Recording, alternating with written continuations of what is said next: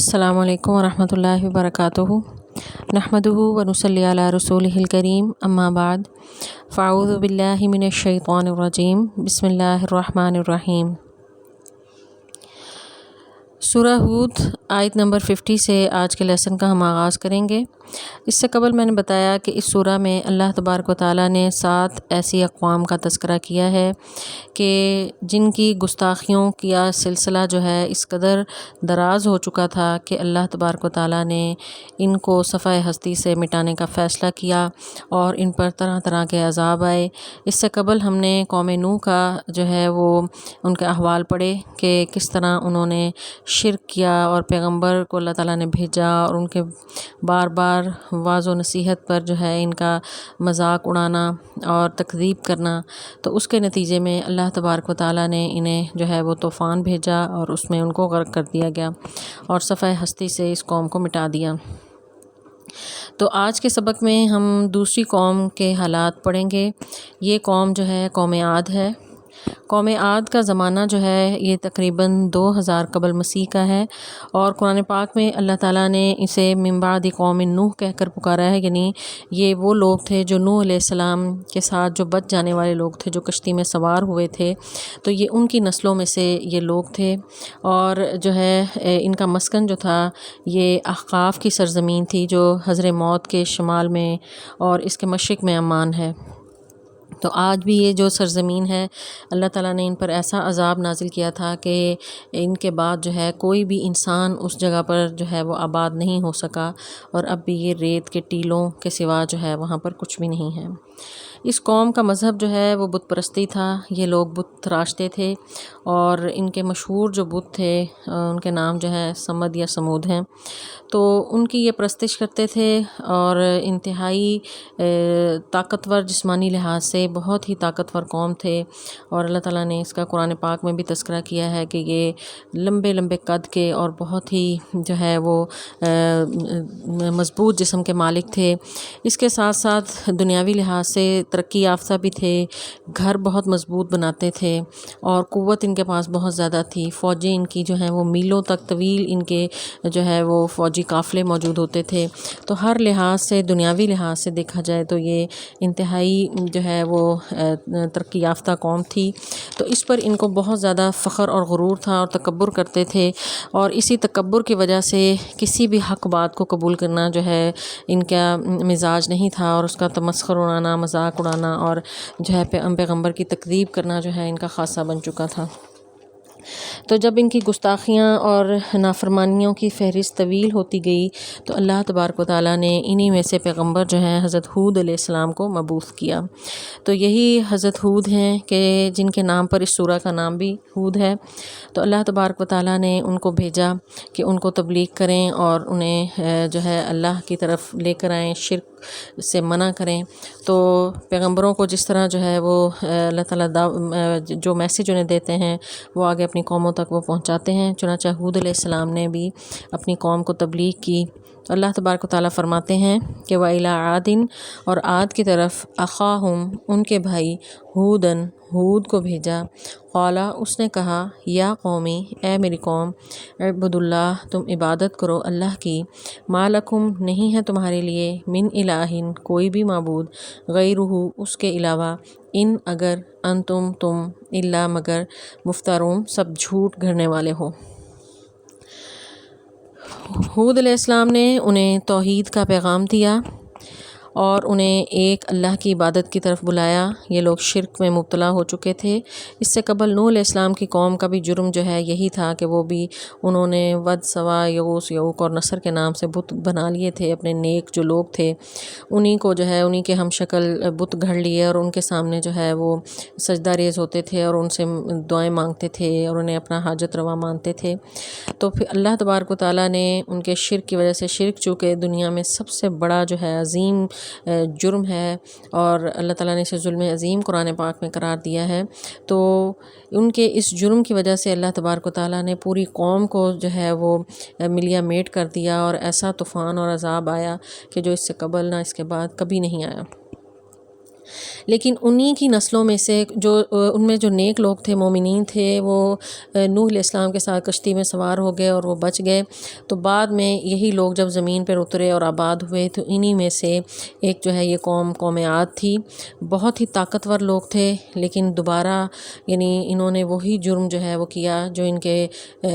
پہلے لوگوں نے جو ہے نوح علیہ السلام کے دور میں کیا تھا، یعنی شرک کا ارتکاب کیا۔ تو ہود علیہ السلام نے آ کر انہیں توحید کی دعوت دی اور کہا کہ ایک اللہ کی عبادت کرو کہ جس کے سوا کوئی معبود نہیں ہے، اور جو یہ تم نے بت گھڑ رکھے ہیں، یہ جو تمہارے جو عقائد ہیں، اللہ کے ساتھ شریک ٹھہراتے ہو، دوسروں سے منتیں مانگتے ہو، دوسروں کو حاجت روا مانتے ہو، یہ سب تو ہیں الا مفترون، تم جھوٹی باتیں کرتے ہو۔ یعنی شرک سے بڑی جھوٹی بات ہو ہی نہیں سکتی۔ یہ دنیا کی سب سے بڑی اٹل حقیقت ہے کہ اس کائنات کا خالق اور مالک اللہ تعالیٰ ہے، اور جو بھی اللہ کے ساتھ کسی بھی حوالے سے کسی کو شریک کرے گا، اس کی ذات کے حوالے سے ہو، صفات کے حوالے سے ہو، عبادات کے حوالے سے ہو، کسی بھی اس کے عمل میں کسی کو شریک ٹھہراتا ہے تو اس سے بڑا جھوٹا کوئی نہیں ہے۔ تو یہی ہود علیہ السلام نے اپنی قوم کو کہا کہ تم جو ہے ایک اللہ کی عبادت کرو، میں تمہیں اس کی توحید کی دعوت دیتا ہوں، اور اس کے ساتھ جو ہے وہ کسی کو شریک نہ ٹھہراؤ۔ یا قومی، اے میری قوم، لا اسالکم، میں تم سے کچھ نہیں مانگتا، علیہ اس پر، اجرن کوئی بھی اجر، ان اجریہ بے شک میرا اجر، الا مگر، علی الذی اس پر ہے یا اس کے ذمے ہے، فطرنی جس نے مجھے پیدا کیا، افلا تو کیا نہیں تعقلون تم سمجھتے۔ اب جو یعنی ہود علیہ السلام نے جب یہ توحید کی دعوت دی تو ساتھ ہی انہیں اپنی دعوت دینے کا مقصد بھی بتا دیا کہ میرا مقصد صرف اور صرف تمہاری اصلاح ہے۔ پیغمبر جو ہے وہ بے لوث دعوت و تبلیغ کے لیے آتا ہے، اپنی قوم کی ہدایت کے لیے، ان کی اصلاح کے لیے آتا ہے، اسے کوئی ذاتی مفاد جو ہے وہ اس کے پیش نظر نہیں ہوتا۔ اس صورت میں آگے بھی انبیاء کا جب ہم تذکرہ پڑھیں گے تو ان تمام نے اسی بات کو ہی جو ہے دہرایا بار بار کہ میں تم سے کوئی دنیاوی کوئی مفاد نہیں چاہتا، میں کوئی تم سے اس تبلیغ کی تنخواہ نہیں مانگ رہا، میں تم سے کسی بھی مالی معاوضہ جو ہے اس کو جو ہے مطالبہ نہیں ہے میرا، میں بے لوث جو ہے وہ تمہیں صرف جو ہے تمہاری اصلاح چاہتا ہوں، اور یہ میری خواہش ہے کہ تم جو ہے وہ جہنم کی آگ سے بچ جاؤ اور اپنی اصلاح کر لو، صراط مستقیم پر آ جاؤ اور ایک ہی اللہ کی عبادت کرو۔ کہ یا قوم لا اسألکم علیہ من اجرا، کہ میں تم سے کوئی سوال نہیں کرتا۔ تو کسی بھی شخص کے خلوص کا جو ہے یہ نشانی ہوتی ہے کہ وہ بے لوث ہو کر جو ہے وہ دعوت دیتا ہے، بے لوث ہو کر کام کرتا ہے۔ تو یہ انبیاء کا خاصہ ہے کہ کسی بھی دنیاوی غرض اور مقصد کے بغیر وہ اللہ کا پیغام لوگوں کو پہنچاتے ہیں۔ تو ہود علیہ السلام نے بھی اپنی قوم کو یہی میسج دیا کہ میں تم سے کسی بھی قسم کے سوال کی امید نہیں رکھتا، میں کسی بھی قسم کے مال کی امید نہیں رکھتا، کہ کہیں تم یہ نہ سمجھو کہ شاید میں تمہارے ہاں مشہور ہونا چاہتا ہوں یا کوئی بڑا عہدہ یا رتبہ چاہتا ہوں یا کوئی مال چاہتا ہوں، تو ایسا کوئی بھی دنیاوی مقصد یا غرض جو ہے وہ میری نہیں ہے۔ تو اس آیت سے یہ بھی ہمیں پتہ چلتا ہے کہ ایک مبلغ کو بالکل بے لوث ہونا چاہیے، جتنا وہ جو ہے وہ ذاتی اغراض سے بالاتر ہو کر وہ تبلیغ کرے گا، لوگوں کو پیغام دے گا، اتنی ہی اس کی تبلیغ جو ہے وہ مؤثر ہوگی۔ تو افلا تعقلون سے جو ہے انہیں جھنجھوڑا جا رہا ہے کہ کیا تم سمجھتے نہیں اس بات کو کہ میں جب تم سے کچھ مانگ نہیں رہا، کچھ مطالبہ نہیں ہے، تو تمہیں میری بات سننی چاہیے، سمجھنی چاہیے کہ میں تمہیں پیغام کیا دے رہا ہوں، میں کس چیز کی طرف تمہیں دعوت دے رہا ہوں۔ تو پھر آگے ہود علیہ السلام نے فرمایا کہ یا قوم، اے میری قوم، استغفروا، تم بخشش مانگو، ربکم، اپنے رب سے، ثم توبو، پھر اس کی طرف پلٹ آؤ۔ توبہ یا توبو سے ہے توبہ یعنی پلٹ آنا، کہ تم اللہ سے بخشش مانگو، استغفار کرو اور توبہ کرو، الیہ، اسی کی طرف۔ تو اس توبہ اور استغفار کا نتیجہ کیا ہوگا؟ یرسل، بھیجے گا، سماء، آسمان سے، یہاں سماء سے مراد جو ہے بادل ہیں، بھیجے گا وہ آسمان یعنی بادلوں سے، علیکم تم پر، مدرارا، خوب برسنے والی بارش، ویزدکم، اور زیادہ کرے گا، قوتاً، قوت میں، الی قوتکم، تمہاری موجودہ قوت کے ساتھ، ولا، اور نہ، تتولوا، تم نہ پھر جاؤ یا روگردانی کرو، مجرمین، مجرم ہو کر۔ اس آیت میں ہود علیہ السلام نے انہیں جو ہے توحید کی دعوت پہلی آیت میں دی، آیت نمبر 50 میں، اس کے بعد اپنی دوسری یعنی آیت نمبر 51 میں اپنی تبلیغ کا مقصد بتایا۔ تو اس آیت میں انہیں جو ہے اپنے گناہوں پر توبہ اور استغفار کرنے کی تاکید کر رہے ہیں، اور توبہ اور استغفار کی تاکید کے ساتھ ساتھ اس کے فوائد بھی بتا رہے ہیں کہ اگر تم اللہ سے اپنے گناہوں پر نادم ہو کر اللہ کی طرف لوٹ آؤ گے اور اس سے استغفار کرو گے تو وہ تم سے بہت راضی ہوگا،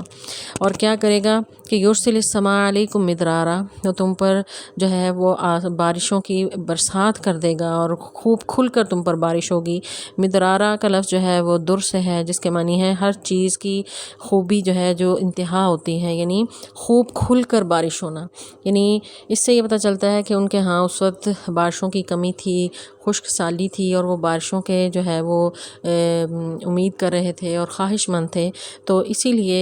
ہود علیہ السلام نے انہیں توبہ اور استغفار کی طرف بلایا اور کہا کہ جب تم اپنے رب کو راضی کرو گے تو اپنی نعمتوں کے دروازے تم پر کھول دے گا، اور آسمان کی سے جو رحمت کی بارش ہے وہ تم پر ہوگی۔ یرسل السماء علیکم مدرارا، تم پر آسمان سے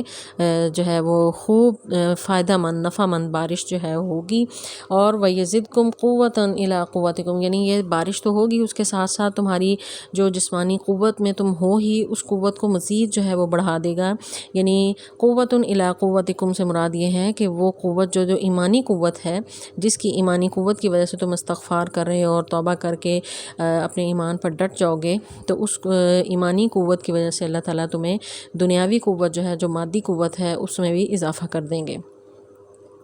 تو فوجیں تو ان کی بہت زیادہ تھیں، تو اللہ تعالیٰ جو ہے یعنی یہاں پر توبہ اور استغفار کے فوائد بتا رہے ہیں کہ جو اللہ کی طرف پلٹ آتا ہے، اس سے رجوع کرتا ہے اور اپنے گناہوں پر نادم ہو جاتا ہے، تو اللہ تعالیٰ اس پر اپنی رحمتوں کے دروازے کھول دیتا ہے۔ آسمان سے بھی رحمتیں نازل ہوتی ہیں، وہ جس طرح سے بھی ہوں، بارش کی صورت میں ہوں، رزق کی صورت میں ہوں، انعامات ہوں اللہ کی طرف سے، رحمت ہو اللہ کی طرف سے، اور زمینی فائدے جو ہیں وہ بھی، مادی جو فائدے ہیں وہ بھی عطا ہوں گے، قوت میں اضافہ ہوگا۔ اور یہ جو ہے استغفار کے فائدے اس آیت میں اللہ تبارک و تعالیٰ بتا رہے ہیں، اور ہود علیہ السلام ساتھ ہی انہیں آگاہ بھی کر رہے ہیں، تنبیہ کر رہے ہیں کہ وَلَا تَتَوَلَّوْا مُجْرِمِينَ، کہ مجرم نہ بننا، یعنی یہ نہ کرنا کہ تم میری ان باتوں کو بالکل ہلکے لو اور اس سے روگردانی کرو، منہ پھیر لو، اور تولا یا تولو کا مطلب ہے یعنی منہ پھیر لینا، بات کو جو ہے بالکل اگنور کر دینا، پیچھے چھوڑ دینا۔ تو ایسا نہ کرنا کہ تم میری بات کو کوئی خاطر میں نہ لاؤ اور اس کو چھوڑ دو، تو ایسی صورت میں تم پھر مجرم ہی اللہ کے ہاں شمار ہوگے۔ تو یہاں پر جو ہے استغفار کے فضائل جو ہیں وہ اللہ تعالیٰ نے بیان کیے ہیں۔ ہود علیہ السلام نے اپنی قوم کو جو ہے وہ نصیحت کی تھی کہ تم توحید کی طرف آ جاؤ، یعنی یہی ان کا میسیج تھا، بالکل سمپل دعوت تھی، توحید پر آ جاؤ، اللہ کے ساتھ کسی کو شریک نہ ٹھہراؤ، اور اگر تم سے کوئی غلطیاں گناہ ہو گئے ہیں تو اس پر اللہ کے سامنے نادم ہو جاؤ، توبہ اور استغفار کرو۔ یہ سب کرو گے تو قوت تو اللہ تعالیٰ نے تمہیں ویسے دنیاوی لحاظ سے بہت عطا کر رکھی ہے، جسمانی لحاظ سے بھی تم طاقتور ہو، قد ان کے بہت لمبے لمبے تھے، اور تو اب جو ہے اب تمہیں مزید کیا چاہیے کہ جو تمہارے اوپر تھوڑی اللہ کی طرف سے آزمائش آئی ہے اور قحط سالی ہے، تو بارشوں کی صورت میں وہ بھی ختم ہو جائے گی، تو تمہیں جو ہے یہ دنیا میں جو ہے ہر لحاظ سے قوت عطا ہوگی۔ تو یہ جو ہے ہود علیہ السلام نے انہیں آفر کی تھی، لیکن انہوں نے کیا کیا؟ جواب ان کا کیا تھا؟ قالو، انہوں نے کہا یا ہود، اے ہود، ما جئتنا، یہ تو کیا لایا ہے، ببینۃ، کوئی واضح دلیل، وما نحن، اور نہیں ہیں ہم، بتارکی، سب اس کو چھوڑنے والے، آلہتنا، اپنے معبودوں کو، ان قولک، تیرے کہنے پر، وما نحن، اور نہیں ہیں ہم، لکا، تیرے پر، بمؤمنین، ایمان لانے والے۔ اب ہود علیہ السلام کے اتنی سمپل دعوت اور اتنے جو ہے وہ مؤثر انداز میں توحید کی طرف بلانے پر اور اتنے اخلاص پر ان کا جواب کیا تھا کہ انتہائی گستاخانہ انداز میں کہنے لگے کہ اے ہود، کیا تو سمجھتے ہیں ہم تیری بات مان لیں گے؟ یعنی ہمیں تو مشرک کی مت جو ہے وہ ماری ہوتی ہے، کوئی اس کو دلیل سمجھ نہیں آتی، کوئی اس کو جو ہے وہ کسی بھی طرح کی اس کو جو ہے وہ کوئی فائدہ اگر بتایا بجائے اللہ کی طرف آنے کا، اور جس طرح ہود علیہ السلام انہیں بتا رہے ہیں کہ استغفار کرو گے تو تمہیں دنیاوی فائدے بھی ملیں گے، اللہ بھی راضی ہو جائے گا، آخرت بھی سنور جائے گی، تو اس پر بجائے اس کے کہ وہ کوئی غور و فکر کرتے، انہیں تو فکر تھی اپنے ان جھوٹے معبودوں کی، ان مشرک جو انہوں نے شریک ٹھہرا رکھے تھے اللہ کے ساتھ، تو وہ کہنے لگے کہ ہم تیرے کہنے پر، یہ تارکی جو ہے اصل میں تارکین ہے، یعنی تارکین وطن کا لفظ بھی ہم اردو میں یہ استعمال کرتے ہیں، تارکین کا مطلب ہے یعنی ترک کرنے والے، تو ہم نہیں ہیں ہرگز ترک کرنے والے یا چھوڑنے والے آلہتنا اپنے معبودوں کو، یعنی معبود یہ آلہتنا سے یہ جمع کا ہے، تو اس سے یہ پتہ چلتا ہے کہ ان کے معبود ایک سے زائد تھے، انہوں نے بنا رکھے تھے جو مختلف بت گھڑ رکھے تھے، تو وہ کہنے لگے کہ ہم اپنے ان معبودوں کو جو ہمیں بڑے جان سے پیارے ہیں، ہم ان کو نہیں چھوڑنے والے تیرے کہنے پر، ان قولک تیرے کہنے پر، وما نحن لک بمؤمنین، اور اگر یہ تو خیال کرے کہ ہم ان معبودوں کے ساتھ ساتھ تیری بات بھی سنیں گے یا تیری کوئی بات مانیں گے، تو یہ بھی ممکن نہیں ہے، یہ بھی ذہن سے نکال دو کہ ہم تجھ پر ایمان لانے والوں میں سے ہرگز نہیں ہوں گے۔ ان نقولو نہیں ہم کہتے الا مگر، یعنی ہمیں تو یوں لگتا ہے کہ اعترا کا مبتلا کر دیا ہے تجھے، یہ گھیر لیا ہے تجھے، اعترا یعنی یہ جس طرح عروۃ الوثقیٰ کا لفظ ہے وہ اسی سے ہی نکلا ہے، اعترکا سے ہے، یعنی گھیر لینا، ارادہ کر لینا، چھا جانا، تو چھا گیا ہے تجھ پر، یا تو مبتلا ہو گیا ہے یا گھیر لیا ہے تجھے، بعض و بعض آلہتنا ہمارے معبودوں نے، بسوء برائی کے ساتھ، قالا تو ہود نے کہا، انی بے شک میں، اشہد اللہ میں گواہ بناتا ہوں اللہ کو، واشہدو اور تم سب بھی گواہ رہنا، انی بے شک میں بری ہوں، بیزار ہوں، مما اس سے جو تشرکون جو تم شریک بناتے ہو، من دونی ہی اس کے سوا، فقیدونی تم سب بھی تدبیر کر لو، یعنی میرے خلاف، جبین سب مل کر، ثم لا تنظرون کہ پھر تم بھی مہلت نہیں دیے جاؤ گے۔ ہود علیہ السلام کو جب انہوں نے یہ جواب دیا کہ ہم تیرے کہنے پر اپنے معبودوں کو نہیں چھوڑنے والے، اور ہمیں تو یوں لگتا ہے کہ تجھے ہمارے معبودوں کی کوئی بد دعا لگ گئی، ان نقول الا اعتراکا کہ ہمیں تو یہ لگتا ہے کہ گھیر لیا ہے تجھے ہمارے بعض معبودوں نے، یعنی مشرک کی چونکہ عقل پر پردے پڑے ہوتے ہیں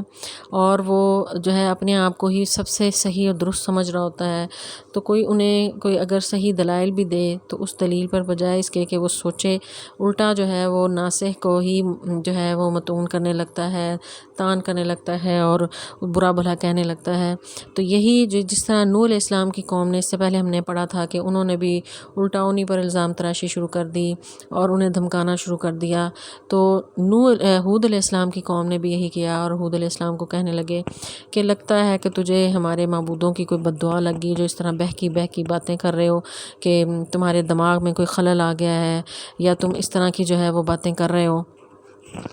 اور ہمیں جو ہے ہمارے معبودوں کو برا بھلا کہہ رہے ہو، کہ جس پر ہمارے آباء و اجداد بھی تھے اور ہم بھی ان سے جو ہے مدد مانگتے ہیں،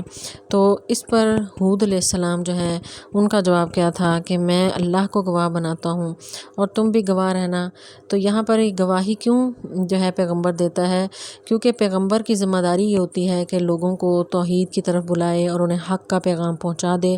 تو پیغمبر جو ہے جب پیغام پہنچا دیتا ہے تو پھر اللہ کو گواہ بنا لیتا ہے، کیونکہ قیامت کے دن بھی اللہ تعالیٰ نے یہ گواہی لینی ہے کہ آیا پیغام پہنچایا یا نہیں، اور پھر ان گواہیوں کی بنیاد پر جو ہے وہ ان کا فیصلہ کیا جائے گا، حالانکہ اللہ تعالیٰ جانتے ہیں، لیکن یہ کہ مجرم کو باور کروانے کے لیے کہ انہوں نے کس طرح جرم کیا، تو ہود علیہ السلام نے بھی اپنی قوم کو گواہ بنا کر کہا کہ میں نے تمہیں پیغام پہنچا دیا، میری جتنی بھی کوشش تھی وہ میں نے سر توڑ کوشش کر لی، تمہیں تمہارے شرک سے آگاہ بھی کیا اور توحید کی دعوت بھی دی اور تمہیں اس سے متنبہ بھی کیا، لیکن تم پر میری کسی بات کا اثر نہیں ہوا، تو آخر کار پھر پیغمبر کا یہی جو ہے جملہ ہوتا ہے، جس طرح نوح علیہ السلام نے بھی یہی کہا تھا کہ اب میں جو ہے وہ تم سے بیزار ہوں، اور پھر اللہ تعالیٰ نے انہیں کشتی بنانے کا کہا تھا، تو یہاں پر ہود علیہ السلام بھی یہ کہہ رہے ہیں کہ انی اشہد اللہ میں اللہ کو گواہ بناتا ہوں اور تم بھی گواہ جو ہے رہنا، یعنی اس بات کی گواہی تم بھی دینا کہ میں نے جو ہے یہ تمہیں دعوت دی تھی توحید کی اور تم اس کا انکار کر رہے ہو، اور الٹا میرے اوپر الزام تراشی کر رہے ہو کہ تمہارا جو ہے دماغ بہک گیا ہے اور تم اس طرح کے تمہارے دماغ میں خلل آ چکا ہے، تم اس طرح کی بہکی باتیں کر رہے ہو اور تمہیں تو لگتا ہے ہمارے بتوں کی کو بد دعا لگی. جس طرح آج کل بھی اگر کسی کے بد عقیدہ پر اگر متنبع کیا جائے تو وہ یہ کہتا ہے کہ ہمارے ہی ان بزرگوں کی شاید تمہیں بد دعائیں لگ گئیں جو تم اس طرح کی باتیں کر رہے ہو. تو یہ مشرک کا یہ طریقہ واردات ہوتا ہے، طریقہ کار ہوتا ہے بات کرنے کا، کہ وہ بجائے اس کے کہ بات کو سمجھے الٹا جو ہے وہ بہکی باتیں جو ہے وہ کرنے لگتے ہیں. تو ہود علیہ السلام نے کہا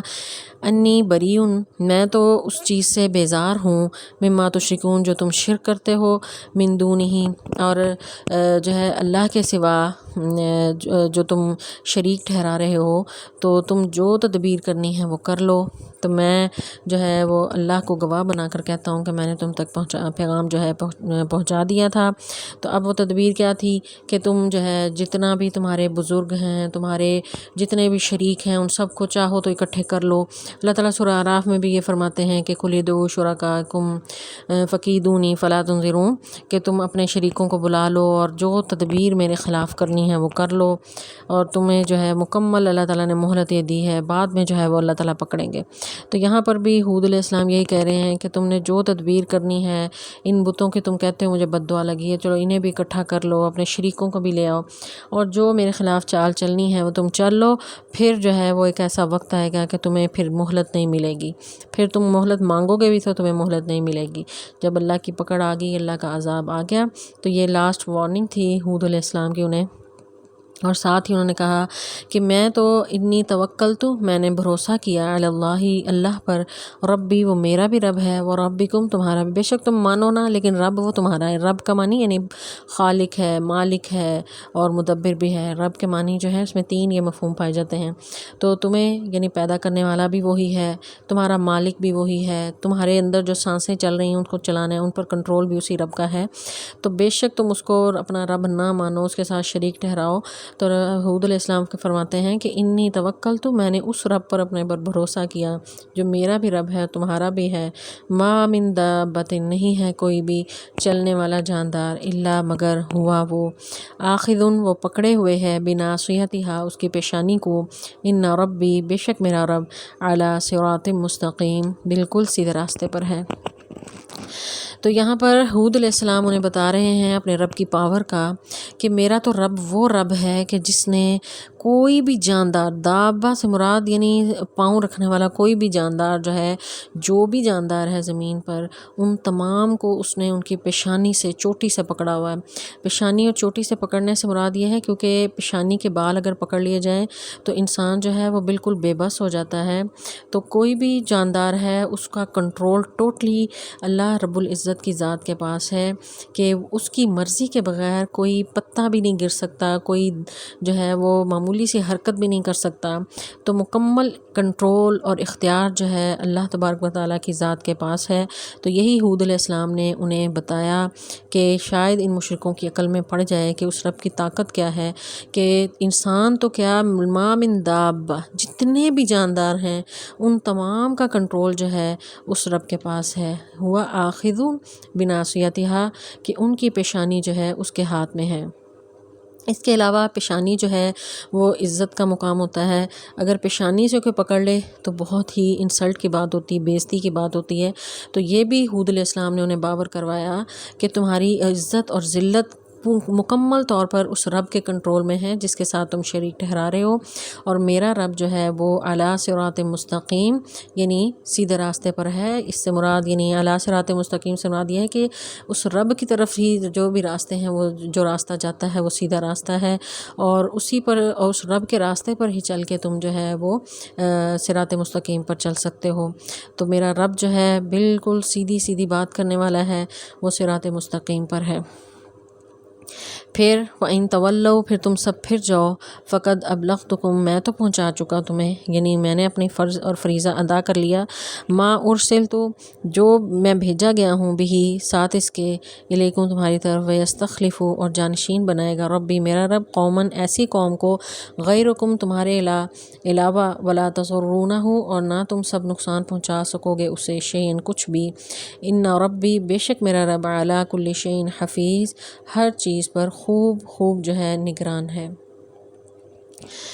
ہود علیہ السلام کا جو ہے خطبہ جاری ہے، وہ اپنی قوم کو لاسٹ وارن کر رہے ہیں کہ اگر تم نے منہ پھیرا اس رب کو جو ہے اس سے روگردانی کی، تولا سے منی ہے یعنی پلٹ جانا، منہ پھیر لینا، بات کو نہ سننا، دھیان نہ دینا، توجہ نہ دینا، تو انہوں نے کہا کہ اگر تم نے میری ان باتوں پہ توجہ نہ کی، منہ پھیرے رکھا، تو میں نے تو تم کو وہ پیغام پہنچا دیا، ابلغتکم، میں نے تمہیں پہنچا دیا، ابلاغ سے ہے یعنی پیغمبر نے تو پیغام پہنچا دیا، ما ارسلتو، جو جس وجہ سے بھیجے گئے تھے، جو پیغام وہ لے کر آئے تھے، جو اللہ تعالیٰ نے ان پر ذمہ داری ڈالی تھی، تو انہوں نے کہا کہ میں اپنی وہ ذمہ داری ادا کر چکا ہوں، تم جو بھی کر رہے ہو تو اللہ کو کوئی فرق نہیں پڑے گا۔ کوئی بھی قوم جب نافرمانی کرتی ہے تو اللہ تعالیٰ اس کی جگہ جو ہے وہ کچھ دوسری قوم لے آتے ہیں۔ ایک اور جگہ بھی اللہ تعالیٰ فرماتے ہیں جب کوئی قوم جو ہے نافرمانی کرتی ہے تو ہم اس کی جگہ ہے دوسری قوم لے آتے ہیں۔ تو اللہ تعالیٰ نے تلک الایام نداولها بین الناس، تو اللہ تعالیٰ یہ دن بدلتے رہتے ہیں، تو اگر تم جو اس طرح کر رہے ہو تو اللہ کے لیے کوئی مشکل نہیں ہے کہ وہ تم جتنے بھی اپنے آپ کو بڑے ہی طاقتور سمجھتے ہو، جبار اور بڑے ہی جو ہے اپنی قوت پر تمہیں ناز ہے، تو اللہ کے لیے کوئی مشکل نہیں کہ وہ تمہیں ختم کر دے گا اور تمہاری جگہ کسی دوسرے قوم کو لے آئے گا۔ تو جب کسی قوم میں بغاوت اور نافرمانی انتہا پر پہنچ جاتی ہے تو پھر اس قوم کو اللہ تعالیٰ جو ہے اس دنیا سے مٹا دیتا ہے اور ان کی جگہ پھر دوسری قوم کو لے آتا ہے۔ تو یہی ہود علیہ السلام نے انہیں میسیج دیا اپنی قوم کو کہ وَيَسْتَخْلِفُ رَبِّي قَوْمًا غَيْرَكُمْ، کہ وہ تمہاری جگہ کوئی ایسی قوم لے آئے گا جو تمہاری قائم مقام ہوگی، تمہاری جگہ لے لے گی، اور تم اس بات پر اللہ کا کچھ بھی بال بھی بیکا نہیں کر سکتے۔ لا تضرونہ شیئا، تم اس کو کچھ بھی نقصان نہیں پہنچا سکتے۔ ان ربی علی کل شیء حفیظ، میرا رب تو ہر چیز پر خوب نگران ہے۔ ولما جاء امرنا، اور جب آیا امرنا ہمارا حکم، نجینا، ہم نے نجات دی، ہود کو، والذین آمنوا، اور ان لوگوں کو جو ایمان لائے، معہ اس کے ساتھ، برحمت، اپنی رحمت کے ساتھ، منا ہماری طرف سے، ونجیناہم، اور ہم نے انہیں نجات دی، من عذاب غلیظ، بہت ہی سخت عذاب سے۔ اب یہاں پر جب مکالمہ ختم ہوا، توحید کی دعوت دی، اس کا انکار ہوا، مذاق اڑایا، الٹا جو ہے الزام تراشی کی کہ تمہارے جو ہے یعنی ہمیں ہمارے بتوں کی بد دعا تمہیں لگ گئی ہے، اور نوح علیہ السلام نے انہیں جو ہے حربہ استعمال کیا توحید کا پیغام پہنچانے کے لیے، انہیں شرک سے باز رکھنے کے لیے کوشش کی، تو پھر انہیں کہا کہ چیلنج کیا کہ تم نے جو چال چلنی ہے کر لو، یعنی یہ انتہا نظر آتی ہے بے بسی کی کہ بات ماننے میں ہی کوئی نہیں آ رہا، تو پھر اسے کہتے ہیں کہ اب جو دل میں آتا ہے وہ کرو۔ تو پھر آخر جو ہے پھر بھی انہیں اللہ تعالیٰ کا تعارف کروایا، اس کی قوت اور قدرت کے بارے میں بتایا کہ شاید یہ ڈر جائیں، باز آ جائیں اور جو ہے اللہ کی فرما برداری میں آ جائیں، لیکن اس پر جو ہے ان کی بغاوت مزید بڑھتی چلی گئی، اور جو ہے پیغمبر کا مذاق اڑانا اور جو ہے اپنے شرک اور بغاوت میں وہ بڑھتے چلے گئے، تو اللہ تعالیٰ نے پھر ان پر عذاب اپنا نازل کیا۔ تو اللہ تعالیٰ فرماتے ہیں ولما جاء امرنا، پھر جب ہمارا امر آ گیا، تو امر سے مراد یعنی وہ اللہ کا عذاب ہے۔ تو یہاں پر اللہ تعالیٰ نے اپنے عذاب کی تفصیل تو نہیں ذکر کی، لیکن قرآن پاک میں دیگر مقامات میں اس عذاب کی تفصیلات جو ہیں بیان کی ہیں۔ سورہ زاریات آیت نمبر 41-42 میں اللہ تعالیٰ فرماتے ہیں وفی عاد اذ ارسلنا علیہم الریح العقیم، اور عاد جو ہیں جب ہم نے ان پر ایسی ہوا بھیجی جو بانجھ کر دینے والی، یعنی ریح العقیم کا معنی ہوتا ہے بالکل بے فائدہ جو ہے عذاب، یعنی ایسی ہوا بھیجی ان پر جو بالکل ہی جو ہے کسی بھی طرح سے انہیں کوئی فائدہ مند نہیں تھی۔ ما تذر من شیء اتت علیہ الا جعلته کالرمیم، اور وہ ہوا ایسی تھی کہ جس چیز پر بھی گزرتی تھی اسے بسیدہ ہڈیوں کی طرح چورا چورا کر کے چھوڑتی تھی۔ سورہ حاقہ آیت نمبر 6-8 میں اللہ تعالیٰ فرماتے ہیں فاما عاد فاہلکوا بريح صرصر عاتیہ سخرها علیہم 7 لیال و8 ایام حسوما، کہ عاد کو اللہ تعالیٰ نے تیز شور کرنے والی ٹھنڈی اور سناٹے دار ہوا سے جو ہے ہلاک کیا۔ ریح سرسر کا معنی ہوتا ہے تیز شور کرنے والی انتہائی لاؤڈ قسم کی ہوا تھی، اور عاتیہ کا معنی ہے سرکش قسم کی ٹھنڈی ترین ہوا جس میں سناٹے ہوں، جس طرح سخت سردی میں انتہائی ویرانہ اور انتہائی خوفناک ہوا اور اس میں چیخ کی بھی آواز ہو، انتہائی جو ہے وہ خوف میں مبتلا کرنے والی ہوا جو ہے ان پر چلی، سخرہا علیہم، اور یہ ہوا کا دورانیہ کتنا تھا، 7 لیال، 7 راتیں، و 8 ایام حسوما، اور 8 دن، 7 راتیں 8 دن۔ کہاں یہ ہوا اس قسم کی یعنی تیز شور والی، زناٹے والی، یعنی جس میں آواز بھی ہو اور وہ شدید ٹھنڈی ہو، ایسی ہوا تھوڑا بھی ٹائم بھی چلے تو انسان کو جو ہے بہت ہی خوف زدہ ہو جاتا ہے۔ تو یہ ہوا ان لوگوں پر اللہ تعالیٰ نے 7 راتیں اور 8 دن تک چلائی۔ سورہ قمر میں اللہ تعالیٰ فرماتے ہیں انا ارسلنا علیہم ریحا صرصرا فی یوم نحس مستمر، کہ ہم نے ان پر ایسی تند و تیز ہوا جو ہے وہ چلائی نحوست کے دنوں میں، یعنی ان دنوں کو، یعنی جتنے دن وہ چلی ہے، 7 راتیں اور 8 دن، اس تمام کے تمام دن جو ہیں اس قوم پر نحوست کے دن تھے، کہ ان کے جرم کی وجہ سے اللہ تعالیٰ نے اس قدر سخت عذاب ان پر بھیجا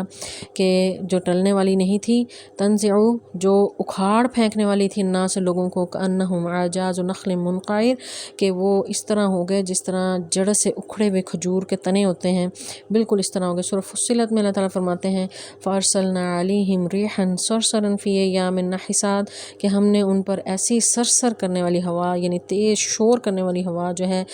نحوست کے دنوں میں بھیجی، نذیقہم عذاب الخزی، کہ یعنی ہم نے ان کو یہ رسوائی والا عذاب جو ہے اصل میں چکھانا تھا۔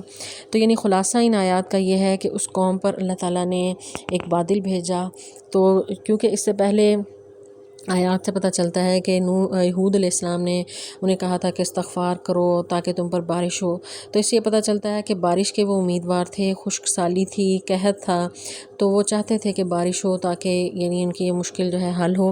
تو بادل آیا تو وہ بہت خوش ہوئے، جس طرح عام طور پر موسم اچھا ہوتا ہے تو لوگ خوش ہوتے ہیں، تو بہت زیادہ وہ خوش ہوئے، لیکن انہیں نہیں پتہ تھا کہ یہ ہماری نافرمانیوں کی وجہ سے یہ بادل جو ہے یہ رحمت کی بارش کا نہیں بلکہ یہ اللہ کا عذاب بن کر آیا ہے۔ تو وہ بادل جب آیا تو وہ جو ہے اس قدر اس میں آندھی تھی کہ وہ اللہ تعالیٰ فرماتے ہیں کہ سر کرتی، وہ یعنی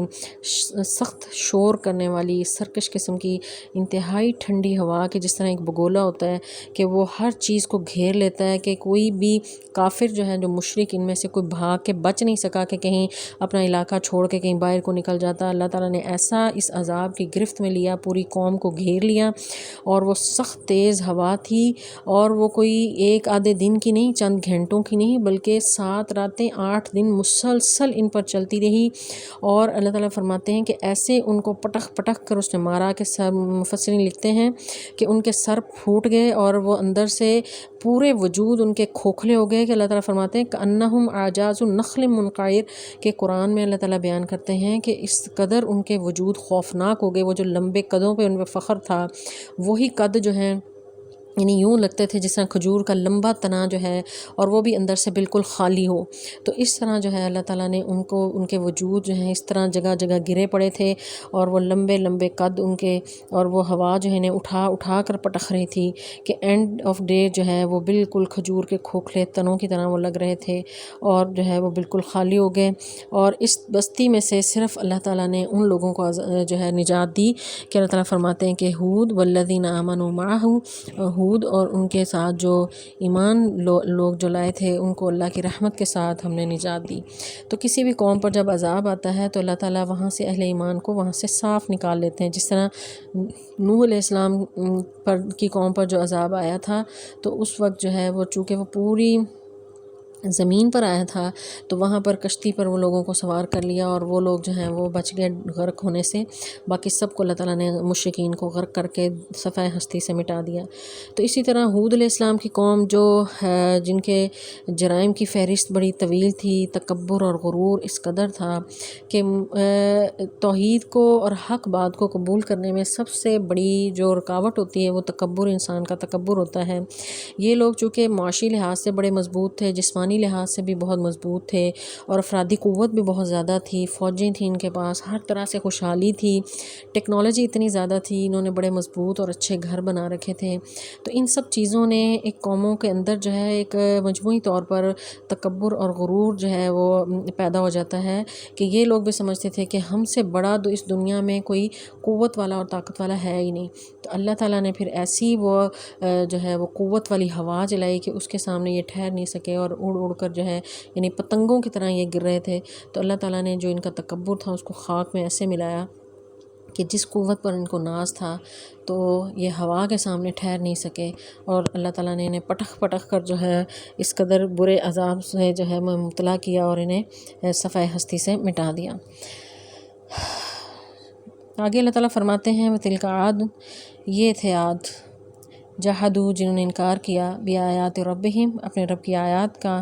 وعصوا اور نافرمانی کی رسولہ اس کے رسولوں کی، واتبعوا اور انہوں نے پیروی کی امر کل جبار عنید ہر زبردست جابر سخت اناد رکھنے والے حکم کی۔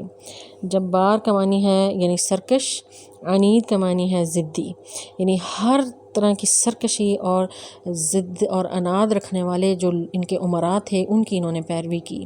تو اللہ تعالیٰ جو ہے یعنی یہ تمام واقعہ ذکر کرنے کے بعد یعنی قرآن کا یہ خاصہ ہے کہ یہاں پر لمبی چوڑی کہانیاں اور قصے بیان کرنے کی بجائے اللہ تعالیٰ جو اہم پوائنٹس ہوتے ہیں کہانی کے وہ بیان کرتے ہیں۔ یعنی اہم جو ہے ان عاد کا یہی تھا کہ پیغمبر نے انہیں توحید کی دعوت دی، انہوں نے اس کا انکار کیا اور پیغمبر کا الزام تراشی کی، پیغمبر نے انہیں تنبیہ کی، اور پھر آخر اللہ تعالیٰ کا ان پر عذاب آ گیا، اور عذاب جو ہے وہ مختلف جو مقامات پر اللہ تعالیٰ نے جو میں نے آیات آپ کے سامنے رکھی تو اس میں اللہ تعالیٰ نے عذاب کی نوعیت جو ہے وہ مختلف جگہ پر بیان کی ہے۔ تو یہاں پر اللہ تعالیٰ کہہ رہے ہیں کہ یہ تھے عاد، تعارف ان کا اللہ تعالیٰ نے رکھ دیا ہم مسلمانوں کے لیے کہ تم نے ایسا کام نہیں کرنا۔ یہ عاد تھے جو اپنے آپ کو بہت بڑا اور قوت والا سمجھتے تھے، انہوں نے اللہ کی آیات کا انکار کیا اور اس کو نافرمانی کی رسولوں کی، ان کی بات نہیں مانی اور ان کو جھٹلایا، ان پر الزام تراشی کی، اور اپنے ہر جو ان کے بڑے بڑے امراء تھے، جو بڑے بڑے جابر اور عناد قسم کے سرکش قسم کے ضدی قسم کے لوگ تھے، ان کی پیروی کی وجہ سے ان کے اوپر یہ رسوائی آئی۔ یعنی اس سے یہ پتہ چلتا ہے کہ جو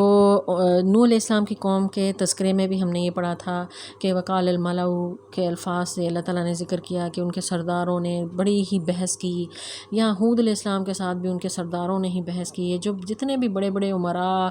ہوتے ہیں ان کے اندر زیادہ تکبر موجود ہوتا ہے، تو عوام الناس بھی انہی کے پیچھے چلتے ہیں، انہی کے پیچھے چلنے کی وجہ سے اللہ تعالیٰ انہیں بھی جو ہے وہ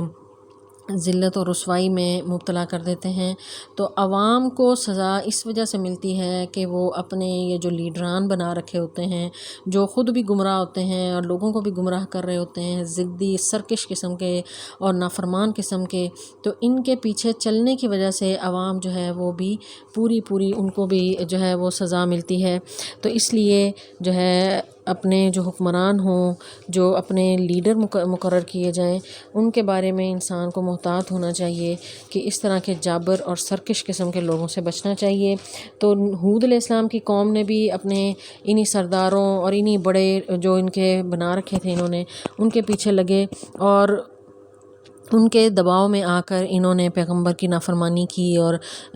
پیغمبر کی بات نہیں مانی، تو انہی کے ساتھ جو ہے ان کا انجام بھی ویسا ہی ہوا۔ تو رسولوں کا انکار کرنے سے اور اپنے بڑوں کی پیروی کرنے کی وجہ سے، اپنے جنہوں نے لیڈر بنا رکھے تھے جو انتہائی سرکش اور ضدی تھے، ان کی پیروی کی وجہ سے اللہ تعالیٰ نے ان پر جو ہے اس قدر سخت عذاب جو ہے وہ نازل کیا۔ اور کیا کیا انہوں نے؟ وَأُتْبِعُوا، اللہ تعالیٰ فرماتے ہیں کہ ان کے پیچھے لگا دی گئی فی هذه الدنیا لعنہ، اس دنیا میں بھی لعنت، اور یوم القیامہ اور قیامت کے دن بھی، الا خبردار، انا بے شک عاد نے کفروا کفر کیا ربہم اپنے رب کا، الا خبردار، بعدن دوری ہے، اور دھتکار رہے ہیں اللہ تعالیٰ کہ دوری ہے ان پر، لعاد عاد کے لیے، قوم ہود، یہ تھی ہود کی قوم۔ یعنی یہاں پر دیکھیں کہ اللہ تبارک و تعالیٰ کس طرح جو ہے وہ قوم، اگر یہ اللہ تعالیٰ کی فرما بردار ہوتی، پیغمبر کی بات مانتی، شرک سے باز رہتی، استغفار کرتی، جس طرح ہود علیہ السلام نے کہا تھا، تو جس قدر یہ طاقتور تھے اور اللہ تعالیٰ نے انہیں دنیا میں اتنی ترقی عطا کر رکھی تھی، تو ان کے تو دنیا میں بڑا نام ہوتا، لوگ انہیں اچھے الفاظ سے یاد کرتے۔ تو اللہ تعالیٰ بتا رہے ہیں کہ ان پر تو یعنی ان کے ان جرائم کی وجہ سے، شرک کی وجہ سے، سرکشی کی وجہ سے، ضد اور عناد کی وجہ سے، غرور اور تکبر کی وجہ سے، انبیاء کی تکذیب کی وجہ سے، اللہ تعالیٰ نے کیا کیا کہ ان پر دنیا میں بھی لعنت کر دی۔ اب آج بھی ہم ان کا قصہ پڑھ رہے ہیں تو انہیں اچھے الفاظ میں یاد نہیں کر رہے۔ یہ اللہ کی لعنت ہے، کہ لعنت کے معنی بھی یہی ہے کہ اللہ کی رحمت سے دوری ہے، ذلت اور رسوائی ہے، کہ وہ قوم جو اپنی قوت اور طاقت میں جو ہے وہ اپنے آپ کو بہت بڑا سمجھتی تھی، اس دور میں ان کے مقابلے میں کوئی قوم نہیں تھی، اور جسمانی لحاظ سے بڑے طاقتور تھے، اور ان کے پاس افرادی قوت بھی تھی، ہر طرح کی ٹیکنالوجی تھی، تو ان کو اچھے الفاظ میں کوئی یاد نہیں کر رہا۔ ایسی لعنت پڑی کہ جس جگہ پر ان پر عذاب آیا، آج وہاں پر جو ہے وہ کوئی انسان آج بھی، یعنی اتنے ہزاروں سال گزرنے کے بعد بھی، اتنی صدیاں گزرنے کے بعد بھی، آج بھی وہاں پر کوئی بھی انسان رہنا پسند نہیں کرتا۔ اللہ کی ایسی وہاں پر ان پر لعنت پڑی ہے کہ ان کے وہ گھر جو ہیں ریت کے نیچے دبے پڑے ہیں، اور وہ عبرت کا نشان ہے رہتی دنیا کے لیے۔ جو بھی وہاں سے گزرتا ہے یا ان جگہوں کو دیکھتا ہے، وہ جو ہے وہ اللہ سے توبہ استغفار کرتا ہے، اور ان کو کوئی اچھے الفاظ میں یاد نہیں کرتا، ان کے برے کرتوت یاد آتے ہیں کہ انہوں نے اللہ کی نافرمانی کی تھی، اور جس وجہ سے اس انجام سے دوچار ہوئے۔ تو اللہ تعالیٰ فرماتے ہیں کہ ان کے پیچھے لگا دی گئی، یعنی یہ قیامت تک ہر کوئی ان کو اسی الفاظ میں ہی یاد کرتا رہے گا۔ جب جب قرآن کوئی پڑھے گا تو قوم عاد کو انہی الفاظ میں یاد کرے گا، ان کے انہی نافرمانیوں کے حساب سے جو ہے ان کی یاد دہانی رہے گی۔ تو اللہ تعالیٰ فرماتے ہیں کہ ان کے پیچھے اللہ تعالیٰ نے پھٹکار لگا دی قیامت کے دن تک، اور الا بے شک جو ہے خبردار، یہ لوگ جو ہیں بار بار، یعنی قرآن اسی لیے ان کو بتا رہا ہے کہ ان کو بے عزت کیا جا رہا ہے، کہ ان کا دولت، ان کا سٹیٹس جو ہے ان کے کچھ کام نہیں آیا، وہ سب کھنڈرات بن گئے، اور وہ ریت کے نیچے جو ہے وہ دبے ہوئے ہیں۔ تو اللہ تعالیٰ فرماتے ہیں الا خبردار، یعنی جان لو، یعنی اس میں مسلمانوں کو بھی جھنجھوڑا جا رہا ہے کہ تم نے قوم عاد والا کام نہیں کرنا۔ وہ شرک اور تکبر اور غرور اور گھمنڈ، یہ جو اگر عادتیں تم نے بھی اختیار کیں تو ان جیسا انجام جو ہے اس سے دوچار کرنا اللہ کے لیے کوئی مشکل نہیں ہے۔ تو یہاں پر 2 دفعہ جو ہے الا کا لفظ لا کر اللہ تعالیٰ خبردار کر رہے ہیں کہ عاد نے کفر کیا، تم نے نہیں کرنا۔ الا خبردار، جو ہے عاد جو ہے وہ بہت ہی اللہ کی رحمت سے دور ہوئی، اللہ کی پھٹکار ان پر پڑی، اللہ کی لعنت ان پر پڑی، اور اللہ تعالیٰ نے ان کو جو ہے وہ ہر طرح سے اپنی رحمت سے دور کیا۔ تو اے مسلمانوں، تم نے بھی اس چیز سے باز رہنا ہے۔ تو یہ وہ قصے ہیں کہ ان جیسے قصوں کے بارے میں رسول اللہ صلی اللہ علیہ وسلم جب یہ سورت پڑھا کرتے تھے تو بال آپ کے سفید ہو رہے تھے۔ صحابی نے پوچھا کہ اللہ کے رسول، آپ کے بال کیوں سفید ہو رہے ہیں؟ تو آپ نے فرمایا کہ مجھے سورہ ہود اور اس جیسی صورتوں نے جو ہے وہ بوڑھا کر دیا۔ یعنی ان قوموں کے احوال کو پڑھ کر ہمیں جو ہے اس سے عبرت حاصل کرنی چاہیے، اللہ سے توبہ استغفار کرنی چاہیے، ان تمام برائیوں سے، ان گناہوں سے باز رہنے کی کوشش کرنی چاہیے کہ جن کی وجہ سے ان قوموں کا انجام جو ہے اس قدر برا ہوا۔ اللہ تعالیٰ نے ان پر جو ہے وہ لعنت کی، دنیا کے لیے، رہتی دنیا تک ان کا تذکرہ بھی انتہائی برے الفاظ میں، اور قیامت میں جو عذاب ہونا ہے وہ تو الگ ہے، لیکن دنیا میں بھی ذلت اور رسوائی ان کا مقدر ہوئی۔ تو اللہ تعالیٰ سے دعا ہے کہ اللہ تعالیٰ ہمیں ہر طرح کی جو ہے وہ شرک اور اپنی نافرمانی سے بچائے رکھے، صحیح قرآن کی سمجھ عطا فرمائے، اور اس پر عمل کرنے کی توفیق دے۔ السلام علیکم ورحمۃ اللہ وبرکاتہ۔